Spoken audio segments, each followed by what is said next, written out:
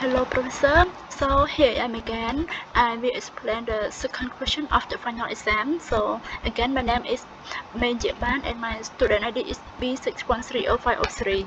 And I'm sorry again if my device don't have any camera because my old computer was break down, and this one I just tablet to record, so it's hard to open the camera. So the second question is asked us also to design the controller or compensator for desired condition. So first we need to define the transfer function first, TS, and this is the motor vs the load that they give us in the exam. So from what they told us in the exam, they said T load equal to 10 when omega no load is equal to 600 radians per second. So this one should be omega. And then we can define value of KT over OA equal to T start over EA, and T start is 10 and EA they give us which variable.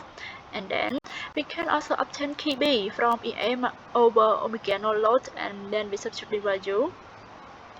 And then we need to define the Jm energy, moment energy of the system, and we obtain this formula because we transfer from the G theta yes, G theta to theta load, and when we substitute all the value, we will get Jm equal to 10. And then we can obtain dm equal to dA because dA is the damping ratio of the dm. And then when we substitute all the value into this equation here, we will get theta over EA equal to 1 over 12 s multiplied by s plus 0.3017. And our purpose is to define theta L, and then we need to multiply divided by 2 to find the theta L, and then we obtain theta L over EA equal to 0.11 in this value. And then now we also got GGS, and then next step we need to define the transfer function of the whole system. And this function, or this transfer function, the transfer function box I got from the textbook because it's the design of a feedback compensator. So we need to use this value or this method to define the transfer function of the whole system. And when we substitute all KF and GS and GC into the equation, we will got the whole transfer function.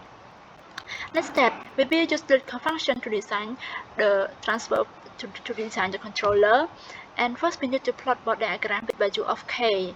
As you know that they want us to design with overshoot 20%, so we can obtain the B ratio from that. We know that, and we also know that the steady state error is equal to 1. So in this case, we need to use the unit ramp to define the EAS, and we got, when we calculate the limit, we got K equal to 7.636.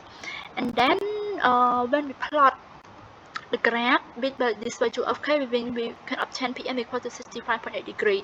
And we also can calculate PM from this formula, and it is equal to 48.15 degree.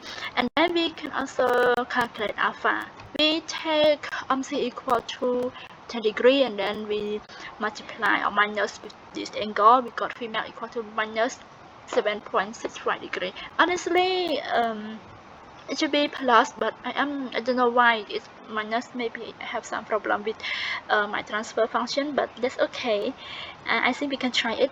And then we need to obtain the value of alpha, and we got to 1.07, and then we can get value of decibel, which is 1.163.